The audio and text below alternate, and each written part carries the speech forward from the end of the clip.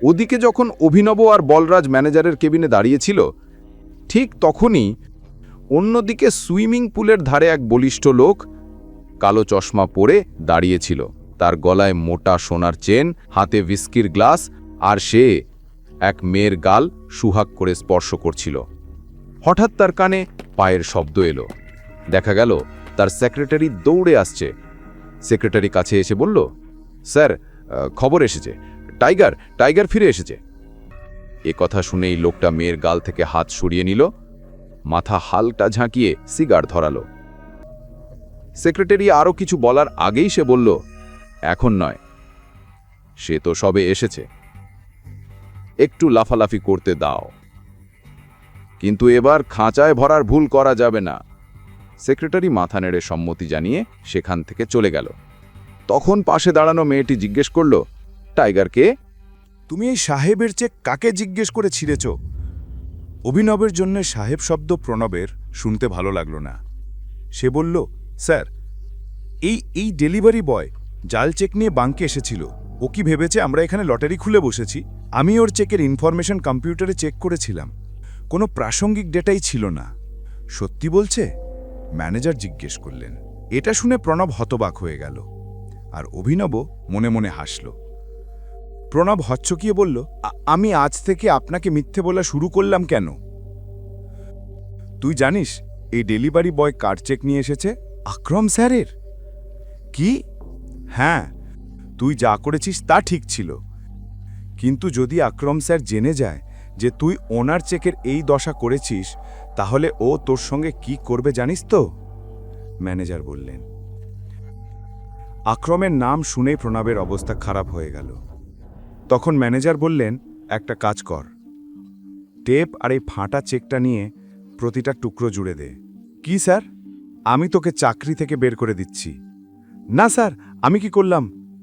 সাব্বাস, এটা তুই শুনতে পেয়ে গেলি, কিন্তু আগের কথাটা শুনতে পেলি না। শেষে প্রণব মনোযোগ দিয়ে চেকটা জোড়া লাগিয়ে ম্যানেজারের হাতে দিল। ম্যানেজার সেটি দেখে প্রণবকে বাইরে যাওয়ার ইঙ্গিত করলেন। প্রণব বেরিয়ে যেতেই ম্যানেজার ভেতর থেকে দরজা বন্ধ করে অভিনবের দিকে এগিয়ে এলেন। টাইগার, এত বছর ধরে তুমি কোথায় ছিলে? আগে এটা বলুন, আপনি আমার বাবার সঙ্গে কিভাবে যুক্ত? আমি ওনার টিমের একজন সদস্য, ম্যানেজার বললেন। তখন বলরাজ বলল, টাইগার ফিরে এসেছে, কিন্তু মন্টি ফিরে আসা পর্যন্ত কেউ কিছু জানতে পারবে না, নইলে খেলা শেষ হয়ে যাবে। হ্যাঁ, বলরাজ ঠিক বলছে টাইগার। আমাদের সিংহের দলে এক নেকড়ে ঢুকে পড়েছে, যে আমাদের খবর শত্রুদের দিচ্ছে। সাবধানে থাকতে হবে। নেকড়ে মানে গুপ্তচর? অভিনব জিজ্ঞেস করল। বলরাজ উত্তর দিল, হ্যাঁ, এ নিয়ে মন্টি তোমাকে বিস্তারিত বলবে। ততদিন গুহা থেকে বেরোনো যাবে না, এই অন্ধকারে থাকতে হবে। এদিকে আমাদের তোমার বাবা মানে আমাদের সঞ্জয়ের খুনিকেও খুঁজে বের করতে হবে, আর এই নেকড়ে কারা তাও জানতে হবে। এই দলে আর কার কার সঙ্গে দেখা করা বাকি আছে? এই গ্রুপে আছেন মন্টি, আকরম, বলরাজ, আমি মানে ডিকে, ইক্কা, পার্কার আর আলানা। আলানা মানে আমাদের দলে একজন মেয়ে আছে? হ্যাঁ, এর আগে ওর মা এই পদে ছিলেন, 1 বছর আগে মারা যান। তারপর আলানা এসেছে। টাইগার, সে মেয়ে নয়, আগুন, ঝড়, জলা অঙ্গারার মতো। আমি জীবনে আলানার মতো কাউকে দেখিনি। বুদ্ধি, সাহস আর তেজ তিনটেই ওর আছে। আমি বুঝতে পারছি না, অভিনব বলল। বলরাজ কাছে এসে বলল, জেদি। ওর সামনে আমার জেদ কিছুই না। গ্রুপে একটি মাত্র মেয়ে হলেও ওর সঙ্গে পেরে ওঠা আমাদের কারোর পক্ষে সম্ভব নয়। এ কথা শুনেই অভিনব বুঝে গেল বলরাজ কাকে ইঙ্গিত করছে। আলামাকে বোঝানো যে সে টাইগার, এটা অভিনবের জন্য কঠিন কাজ হতে চলেছে। তুমি ওর সঙ্গে শিগগিরই দেখা করবে, কিন্তু সে তোমার সঙ্গে দেখা করবে কিনা জানা নেই। হা হা হা হা। তবু আমার মনে হয় টাইগারের জন্যে ওকে রাজি করানো কঠিন হবে না, বলরাজ বলল। যেমন ভেবেছিলাম এই লোক তেমন নয়।